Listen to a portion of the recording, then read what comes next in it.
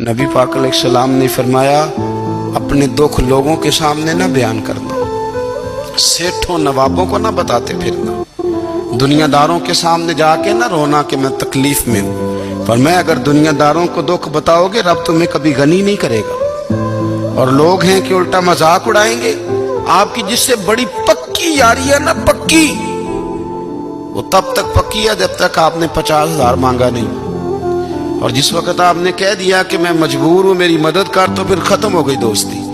لوگوں کی تعلقات آپ کے ساتھ تب تک ہیں جب تک آپ ان سے کوئی ضرورت وابستہ نہیں کرتے۔